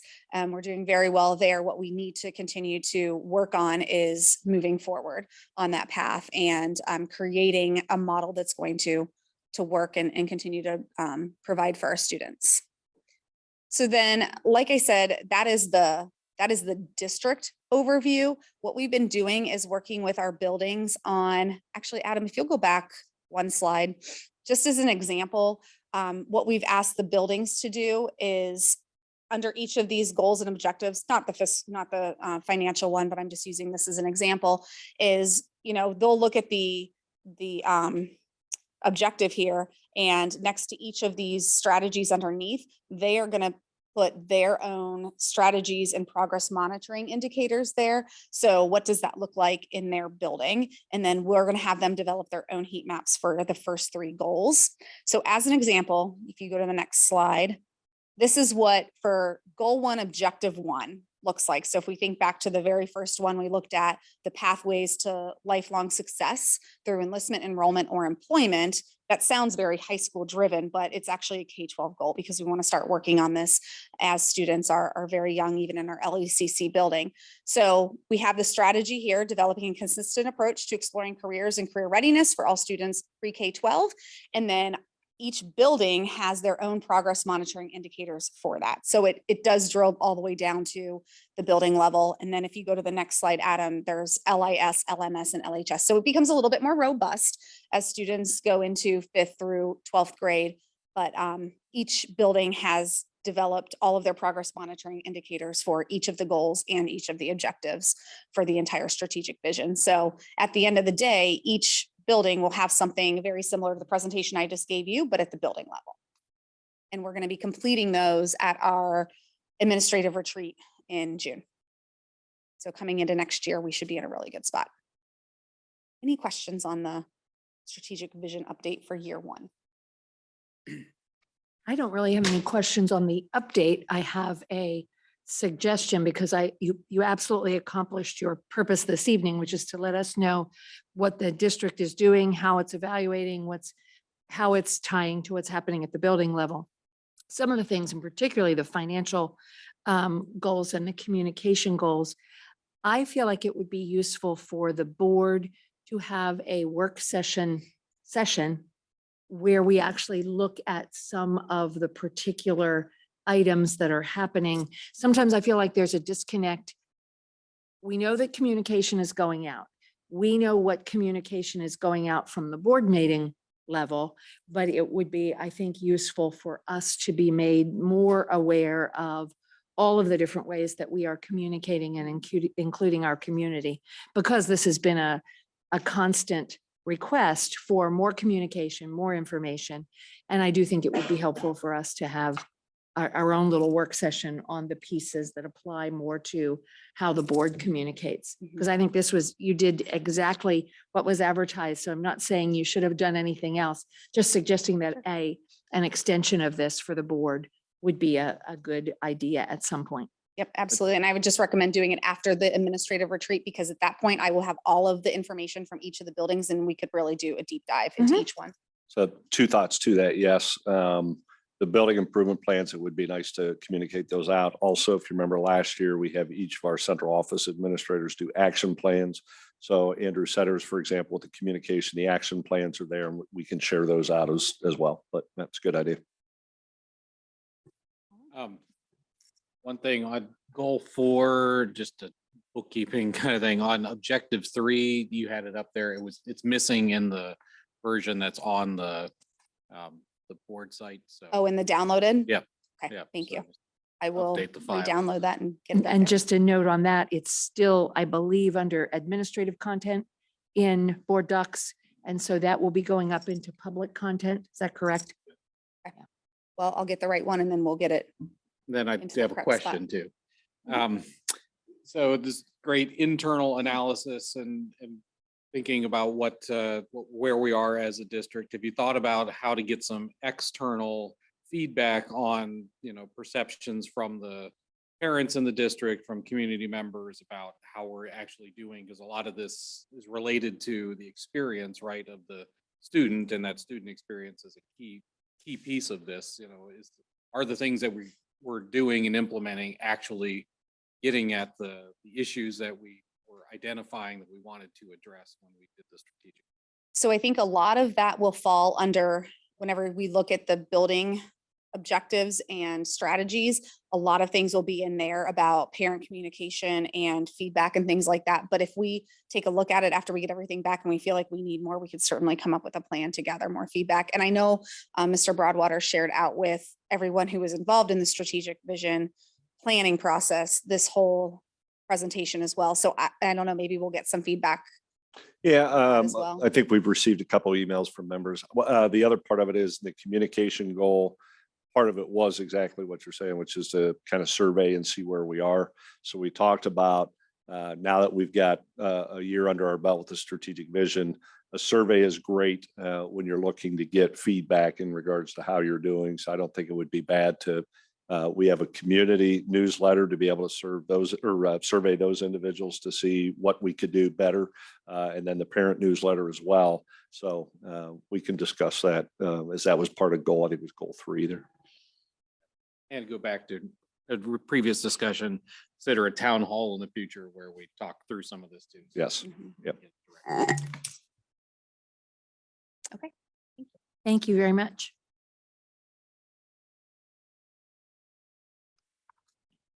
Good evening. So this is our quality profile for this upcoming school year here. To give you a little bit of context, quality profile in years past has kind of been a way for us to kind of take a step beyond the school report card. School report card collects a lot of data. This, our story is much more robust than that. And this document for a lot of school districts has kind of become the main document to tell that story beyond that. So Adam, if you can jump to the next page. Got all of your smiling faces on there as board members and our administrative team on the left-hand side of the page. And on the right-hand side of the page, message from Mr. Broadwater, kind of explaining that this quality profile, a little different than in years past, because what we've done is we've structured it around those 4 goals that Dr. Puerto was just talking about: the student success, collaborative culture, community engagement, and fiscal responsibility. There's a link to the strategic vision, which is on our website, so people can take a look at it and review it there as well. So as we go through this, these headings at the top of the page are going to look familiar because it's tied to our strategic vision. Goal 1 being student success. On the left-hand side of the page, I think doesn't get much more focused on student success than our school report card there. Some additional information for people. It lays out all what the what the different 5-star ratings mean, the achievement rating, early literacy, and so on down the page, gives people a little bit of context, highlights some of our awesome kids on the left-hand side of the page. I also see Dr. Lorenz there with when we got our Purple Heart School District Award. And I was hoping you were including me in awesome kids. That was what I was. I'm sure you were. And then there's the badge, Best High Schools, US News and World Report ranking there. On the right-hand side of the page, this is really about what we're doing with the Loveland Tiger Pathways program. One of the goals is really to build lifelong success for our students. The top part kind of explains a little bit, gives a little bit of context of what we're doing to get kids ready for the world of work. And in this quality profile, I wanted to do a little more storytelling and really put faces and put context to some of these things. It's very easy for these to become list of statistics, but I wanted to put faces to what these kinds of things mean. So the spotlight on internships there is about Nyla Grant, who is one of our students who is interning at Bethesda North Hospital, and also the woman from Tri-Health who she's been working with. It was great to sit down with them and hear about how this program is helping Nyla reach her goals, how it is serving a need for Bethesda North and for Tri-Health, who's a big employer in our community. So it's a great way to really just explain to people why these kinds of programs are important and matter. And then our award-winning business council there at the bottom of the page. You jump onto the next page. Again, collaborative culture, student wellness, mental health and safety, big part of that, calling out some of the improvements that we've made to our school safety plans, things like Project Adam, which our high school is now a heart healthy high school with the Project Adam response. And again, another spotlight on Hope Squad. And Ellie Steinbrunner, who is one of our students who's been involved with Hope Squad for a long time, she really gets to tell the story of why she's involved, why that is an important part of what we do here at Loveland. On the right-hand side of the page, the whole child focus, like Dr. Puerta talked about, extracurriculars, arts, athletics. That is a big part of what gets kids excited and makes them well-rounded individuals, why they come to school, get to brag on some of our awesome arts programs and some of our athletic accomplishments. And we've got some student artwork there on the page as well. And the LHS Allure Show Choir. We jump onto the next page, community engagement. A lot of what our kids do gets them out in the community, and we wanted to bring that home for people. The top section there on the left talks about our Be Loveland Showcase and the strategic vision, the way we engage the community around the strategic vision. We had over 100 people involved in the design team for that and had a series of meetings for that. It was a really important community engagement piece for us, and inviting people to get involved. We have great ways for people to get involved with our boosters groups and PTAs, PTOs, other organizations. Exploration Wednesday, that kind of goes back to the Loveland Tiger Pathways program, but it is an opportunity for our students to either work on career exploration, college exploration, or if they've got that locked down, get them out in the community and doing some community service. The pictures there on the left tell some of the story. We had kids at the care center. We had kids at New Life Furniture, setting aside a day at the high school to really focus on that for all of our kids. And then on the right-hand side of the page, Impact Night and Back Our Businesses Week. That's just a great project that our Tigers Inc. students and really our whole student body at the high school has gotten really involved with, and a great community engagement piece. If you jump on to the next spread of pages there, fiscal responsibility. Mr. Giuffre was kind enough to work on some messaging and statements here for us. One of the big goals of fiscal responsibility in our strategic vision is just educating people and helping them understand the unique challenges of school funding in the state of Ohio. That's a lot of what is on the left-hand side of the page there at the top. We take fiscal responsibility very seriously. It's its own goal in our strategic vision, and we hold ourselves accountable for it pretty well. There are some comparatives there in that graph on the left about our operating expenditures per student compared to the state averages. I think that tells a good story. And then we answer, I think, what are the two big questions that people have when they talk about school financing? Where's the money come from and where's the money go? Those are those two pie charts that break down where we spend our money on. And then there's also information about investments and our credit rating and debt, which are key benchmarks for people to pay close attention to. And then we jump to the last page. Again, inviting people to stay connected, get involved, and there's contact information for all of our schools, and bus drivers wanted, apply now. If anybody, I'll take every opportunity I can to let people know that we've got an awesome transportation department, and we'd like it to be just a little bit bigger with a couple more bus drivers. So if you're interested in joining, there's the number.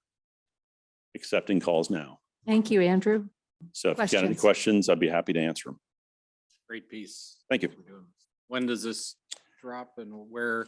It'll be on our website right now. We have, I'll answer a question that I can anticipate from Dr. Lorenz. On the website, we have a district information tab that has the current quality profile. That one is dated 21-22. That came out in around the end of last year, not the school year, the calendar year. This one you'll notice is the 22-20 or 23-24. I kind of moved the publication of this towards the end of the year because I want it to be something that people pick up all throughout next school year and it feels fresh and relevant for them. I didn't like seeing the 21-22 date on the one that's still bouncing around in our schools. So just kind of making it more appropriate with the timing. So if you look, there's not one missing. We just kind of changed the date convention. So it's purely a electronic. It's electronic. We'll also have copies printed. We'll have copies in our buildings. What I did last year was get out and try to get them to some of our community partners like the Chamber of Commerce, some of the realtors in town. It's something that our parents can grab when they go into the buildings. In years past, this may have been something that we did as a big mailing to everyone. Mailing something of this size and scope and getting nice big glossy copies for the 10,000 people on our mailing list is expensive. That's something that we've moved away from, and with people being having more access to the internet, it's much easier for us to distribute it electronically. We'll be sending out links to it in all of our publications, like our community newsletter and our parent newsletters. Thanks. Awesome. Thank you very much. Anything else? Thank you. That is it. Thank you. Anything else, Mr. Broadwater, before we move to Nope. human resources? That is it. Thanks. All right. I see Mr. Collier heading up to the podium. Thanks, Michaela. We are coming up to the human resources recommendations. Garth, you must be particularly boring looking. I- This I room know. empty. As you I come walked to up the here, we podium. lost 4 of our 6 guests. Yes. At least they didn't wait till the financial reports. So, I'll make that 5 of our 6. Good night, Played Michaela. Michaela. Will. Yeah. yes, we're still here, Garth. So at this point, it would be appropriate for us to have a motion to approve the resolutions of the Director of Human Resources, including resignations and employment of certified classified homebound substitute and supplemental positions for the 2022-23 and 2023-24 school years. So moved. Mrs. Second. Washburn moved and Mr. Doherty seconded. Now we can have discussion. Mr. Collier, would you like to report first and then we'll field questions? Sure, sounds great. Good evening, everybody. I'm Garth Collier, the Human Resources Director. We just making sure to point the board in the correct direction. You'll see that an entire section of a section B is highlighted in yellow. Since last week, when you guys first had your eyes on this report, we've had a couple of things added. Another section in section D, we have a new high school girls head basketball coach, Mr. Adolph. So just wanted to make sure to point those out.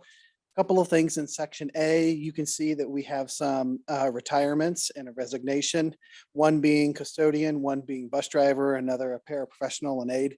The top two, making sure that you guys just know and realize. I know Andrew mentioned it at the strategic vision, but bus drivers and custodians are two areas in food service. I can add to that, are areas where we have a really tough time finding folks.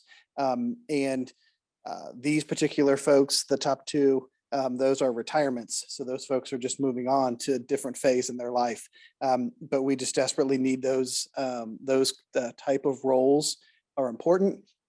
And anybody who is interested in working as a custodian or a bus driver, please give us a call. So let's see, there was also some leave of absence pieces in that section. In section B, I would just like to point out that B3, that's one of our district nurses. That's Katie Sutton. There is no quote demotion or anything like that. Mrs. Leamy, who is a district nurse, is retiring. She was a 0.9 employee. Katie Sutton was a current district nurse of ours who was a 1.0 FTE.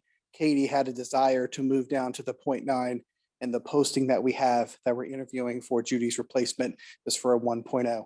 So that's a wash there. Just wanted to make sure that people weren't thinking that Katie wasn't doing a great job. She is really great, and we love having her at the high school. And can I comment on B2, Nick Connor? Yes. I just would be remiss if I didn't give him a shout out and say that, quote, he slays. He slays. Okay. That's what I heard yesterday from I sixth grade am crew. He I am a slays. couple of years removed from That's a being good in the know of what sixth grade language is. I think slang is probably a good thing.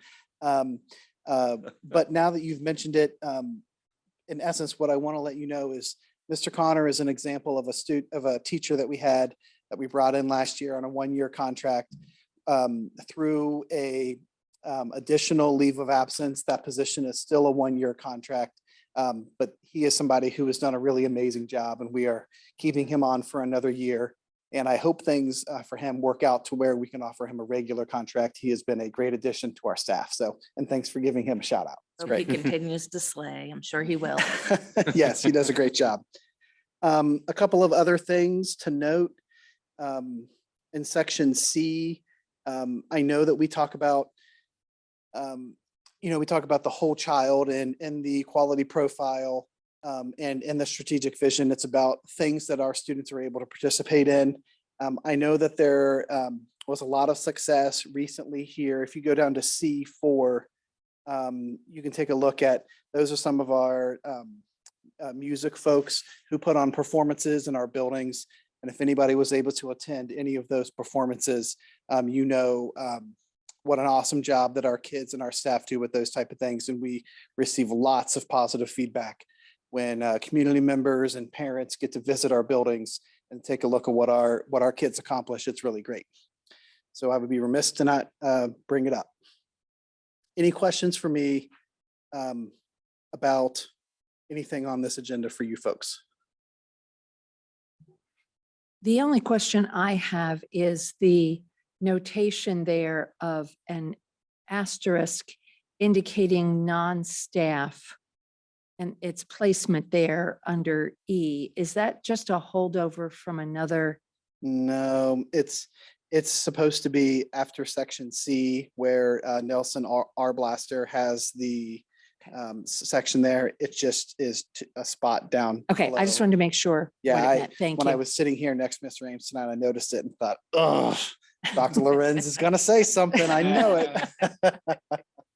I'm not commenting on the typo so much as making sure I understood Yeah, where the asterisk. yeah, it's appearing in the Was. wrong section. And it does, it is. We not were trying correct. to get you those days away from the job and, Mike wasn't a fan of it, but all of us were trying and Looks like you're gonna have to stay after school to fix the asterisk. I'll fix it up.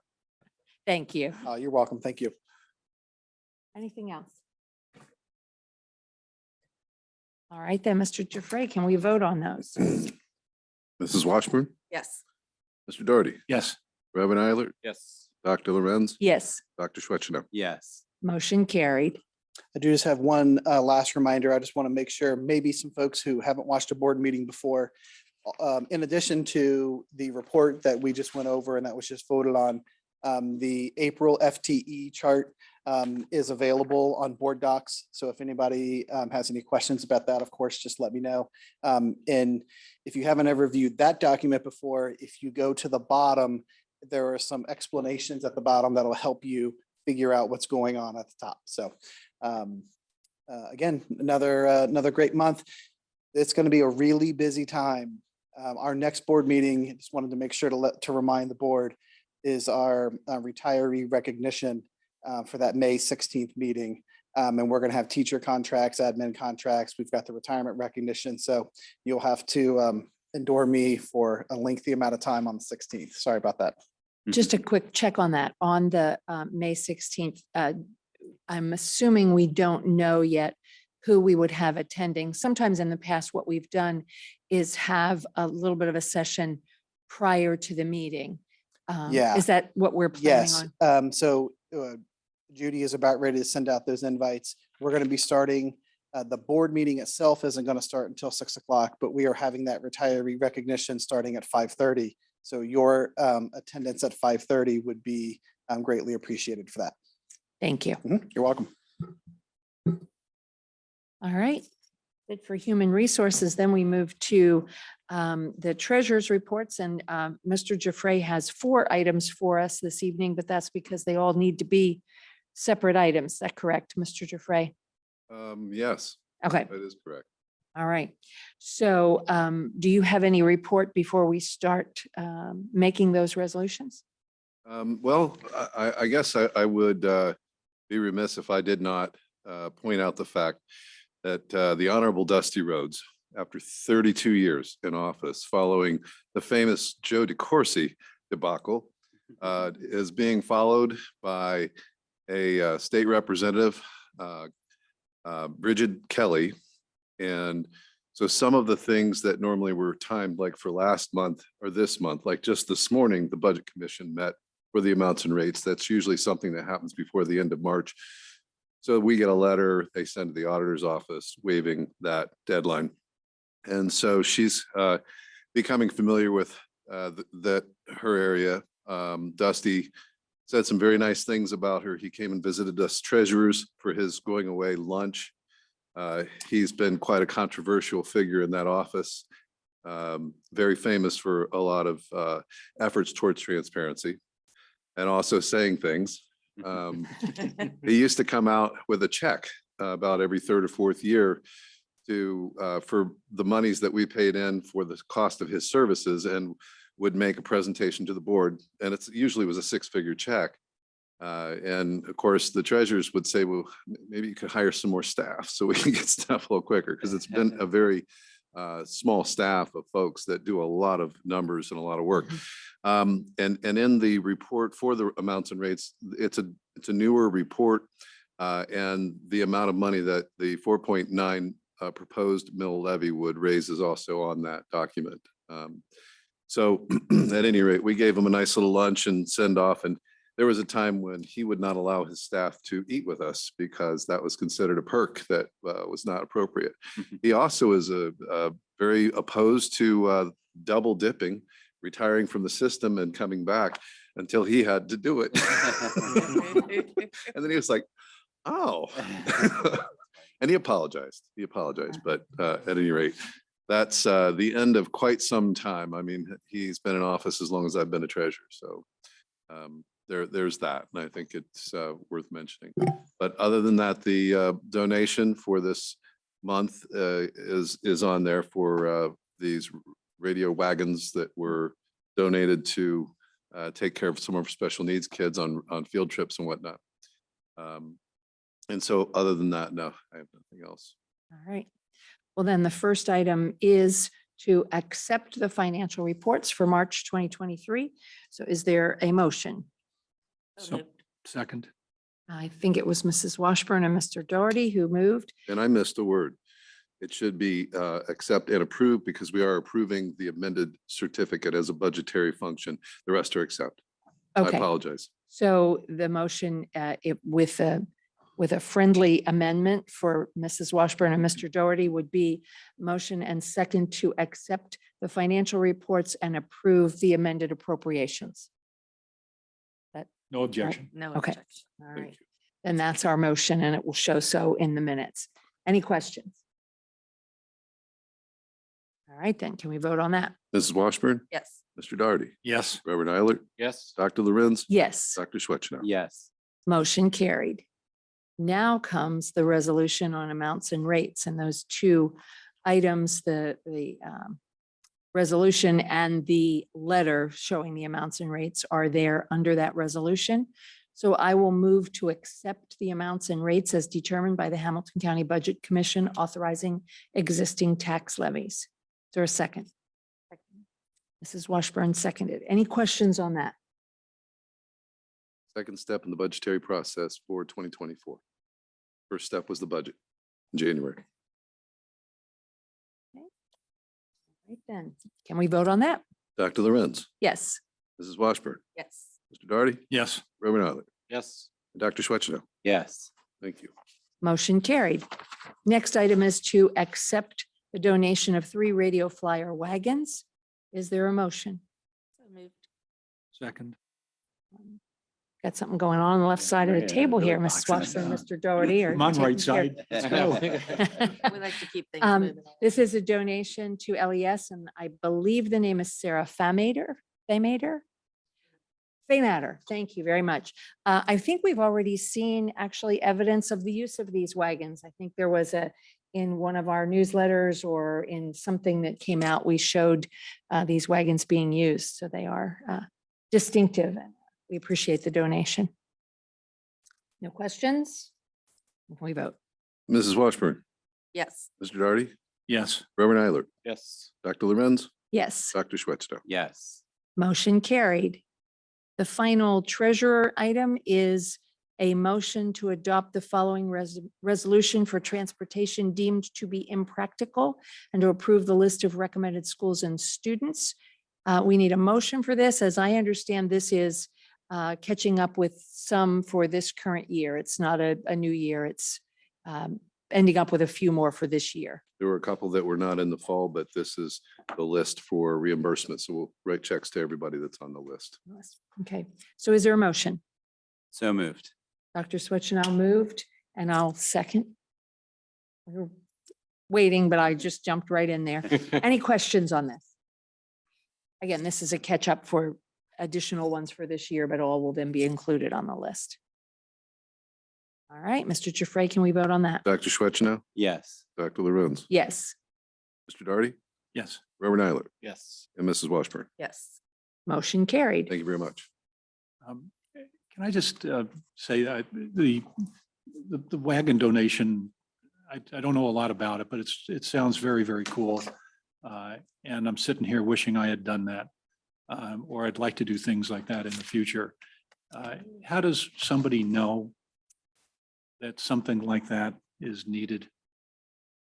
Anybody have any input on that? Gotcha. Gotcha.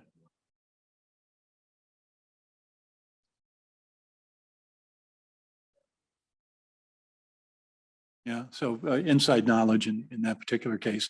Do we have any kind of a mechanism for reaching out for things like that? You know, I know we have a church group that does that every so often for the church community, but sounds like the kind of thing that you would get ready, response to in the community. Yeah, I think good question. I think it's easy.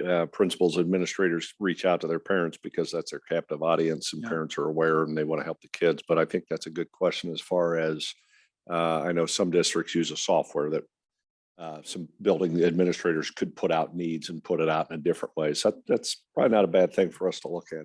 Well, I know you're doing something. I was gonna say, I know we supplies have a and- supply drive going on right Right, now. right. And I know that teachers ask for those kinds of things, but those are generally smaller ticket items so that people can decide the amount that they Right. want to Right, donate. right, right. I mean, that's a great effort, but it is a great idea to have Yeah. some sort of, I think if the building administrators had an avenue to do that, I think it's a great idea. And we've There been, is one that exists. There's a company in Columbus. It's a 403B. And I use it at Christmas time, but like Lakota uses it and if there's a family in need of bedding or a car or appliances, they post it on there for all of the community to see. Yeah. So I can get you that information if And you'd like. So Yeah. It's a free Okay. organization. that kind of donation is probably better channeled through the foundation since it's for individuals. Because we do have restrictions, but we are looking at funding for next year using, what's it called? My choice, donor's choice, right? Donors choose. Yes, because my daughter-in-law has used that for her classroom, for And books for that's her true. classroom. And the GoFundMe originally wouldn't work. I've been trying to find something what would make it work, but we would lose control of the donation as a board, which your responsibility is to accept it. With Donor's Choice, they take care of all of that list and then the board accepts the donation. And we had a teacher this year who used it and we kind of liked it. So we just need to put the forms in place to be able to adapt to it. So coupling that with what you were talking about, Kevin, I think would be great. So trying to find other ways to be able to fund things that the administrator approves. Adam and Andrew, let's talk about that a little bit. I think it's a good idea. Thanks, Mr. Doherty. All right, anything else? I always had to hesitate to ask, is there any other business? Because the next item on the agenda is to ask for an executive session. I would let our audience know, and I don't know if we determined this at our last meeting. Are we going to have our recording sit and wait for us, or are we going to make an announcement that going into executive session, there will be no action? We will come back out and we will adjourn the meeting, and it will show up in the minutes when we adjourn the meeting, but we will not come back to this room and videotape that and show it. Is that what we? That's what we had Yeah, I thought decided. that made sense when we talked about that last. Yeah, I time. don't think we did anything as an official resolution, but I think that was our consensus. So what we would be doing at this point, just so people know, is we would be having a motion and a second to go into executive session if we can, and I'll read that resolution in a minute. We would go into executive session. We will keep track of the time when we come out of executive session, and there will be an official adjournment of the meeting, but that will not be recorded, and we won't cause everyone to sit here and wait with the videotape just going. And so our audience should know that there will be no action after our executive session. So at this time, it would be appropriate for a motion to enter into executive session in accordance with ORC section 121.22 G1 and 121.22 G4, which are the sections that apply to employment and compensation of a public employee and preparation for negotiations. Is there a motion? So moved. Mrs. Washburn moved. Second. Reverend Eilert seconded. I don't believe there's supposed to be discussion on that, but if anybody has any problems with that, otherwise we're going to vote, and we would be going into executive session at 8:08. So Mr. Giuffre, can we vote on that? Mrs. Washburn, Yes. Reverend Eilert, Yes. Mr. Darty, Yes. Dr. Lorenz. Yes. Dr. Schwetziner. Yes. Motion carried. We are in executive session at 8:08 PM.